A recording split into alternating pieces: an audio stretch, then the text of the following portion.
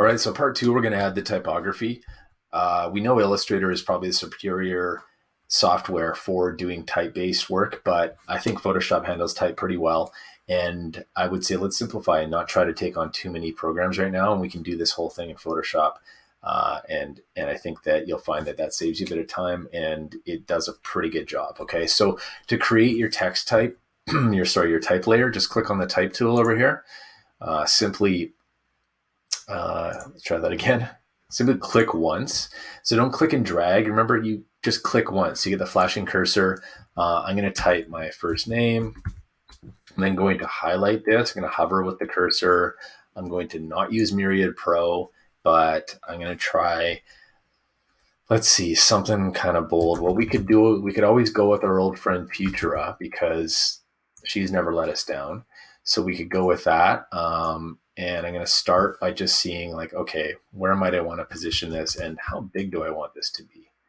Okay, like let's start with something like with some actual emphasis. Like let's not tread lightly here. Let's see what happens if I do something bigger. Now, one issue I have with this is that like this black text is kind of overbearing. Like it's a little bit too heavy. Okay, so one thing that I might want to do is to change the color of the type. Okay, now we'll get to that in a second. But before I do that, I actually want to try something else, and that is just to go into my my character panel here, which is at the top. So I'm going to highlight the font. Okay, I'm going to go up here to this little bulletin board looking thing. I'm going to click on that, and it's going to bring up the character panel. Now it looks pretty much the same as it does in Illustrator. It's just that in Photoshop it doesn't live permanently on the side, and in Illustrator it's called properties, but it does the same thing. And I'm always going to check that the tracking is where I want it to be. So I actually like a tighter tracking usually. Everybody has preference, but it might be that you like looser tracking, which means more spaced out. You might like a little bit tighter, like let's say like -40. And I'm going to click on the move tool and see how that looks. Okay, so that's pretty cool. I think I'm pretty happy with that. So for now, again, I'm not really sure where I want to keep this, but I'm just going to get my type looking sort of the way I want it to look. For my last name, I'm actually going to apply the design pillar of contrast. Okay, and I'm going to create some contrast by using a very noticeably different looking font. Okay, so I'm going to click on T, I'm going to click once, I'm going to type in my last name. I'm going to then highlight it, and you'll notice that that made another new layer. So now Jake, and then my last name Francis is going to be on its own layer. And I'm actually going to type in a font that I know is kind of like a finer looking font. So it's called Sickle. Okay, oops, did not want italic, just wanted semi. Okay, so now I can see that underneath it looks a lot finer than that heavy Futura bold.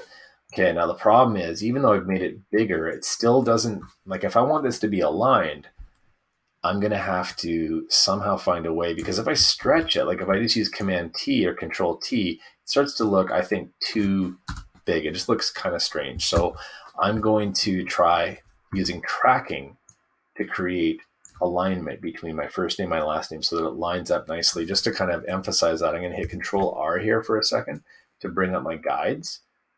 All right, I'm going to drag a guide out from the left, drag a guide out from the right, and my goal is to try to get my last name to kind of line up with my first name. So let's highlight that name. Let's make sure our character panel is here. If it's disappeared on you, let's say you don't see it, just go up to the top. There it is. It'll appear whenever the text tool is selected. So click on the on the character panel, and then we're going to go in the opposite direction for my last name. I'm going to add tracking. I'm going to space it out more so that it's actually what we call looser tracking, right? So we have tighter tracking on the first name, looser tracking on the last name. So we've really got two kinds of contrast. Well, three kinds. We've got a bigger font, like just the sizing is larger on the first name compared to the last name. Okay, so check one for contrast. The second form of contrast we've achieved is between the font types. We have a Futura bold on the top, which is heavy and bold, and we have a thin, finer font called sickle on the bottom. Right. We also we also have, yeah. Oh, we already went over that. Okay, never mind. We got two. Okay, so that's pretty good. So with these two selected, an extra type layer just appeared here. Just gonna have a sip of water. Okay, so what we can do now is we can group these by holding Control or Command and clicking once and then twice, and now they can move as a group, which is kind of nice. So I can play with like, well, where do I want this to kind of fade in and out? Okay. But back to my point I made earlier about my dislike for the color. I think that black is just too overbearing. So what I'm actually going to do is right click on the text layer, and I'm going to choose rasterize type. Okay. So what that does is it changes it from being like a font into like just an image. Sort of like it's a photo now that just exists, but it looks like a font, if that makes sense. The reason we did that is so that we can do fun things to it in the layer style panel. So now double click. It'll bring up this fancy little window here, the layer style panel. And now I can click on color overlay. So I'm on the Francis name right now. And if I click on color overlay, like the word color overlay, I can now have access to different colors. And I'm actually going to go in, and if I bring my mouse outside of this, I can now go and like eyedropper different colors here that exist already in this photo, which is kind of cool, right? Because that's going to allow me to pick out colors that are kind of native to the image, which are going to look, I would say, what would be the word, more harmonious, right? Even if I wanted a darker color, see, it's not pure black. It's like a nice kind of smoky blue, which is pretty cool. I'm going to hit OK. Going to hit OK again. And now I'm going to do it to the Jake one. I'm going to right click it, choose rasterize type, double click this, and back to color overlay. Okay. And then, there we go. Click on this little color panel here. And then maybe I decide, oh, that's a little too light. Oh, that's kind of cool, actually. I don't know. I could live with that. Too light, obviously, right? So it's just like, you're just playing sort of trial and error until you feel like you've got a nice blend. So that's kind of a nice two-tone. Like they're both kind of blues, but the first name is a little bit lighter, which is sort of nice. I'm going to just get rid of these guides here. I'm just going to click on them and hit delete. Oops.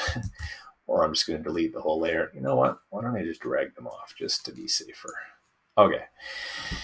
So that's kind of cool. Like, I think there's still more I could probably do with this, but just kind of for a starting point, I think this is just a good sort of way to sort of set things up here. Okay. Now, one thing I haven't done, which I should have done a while back, is I should have saved. I haven't saved yet. So I'm lucky I didn't have a crash, right? We want to save all the time.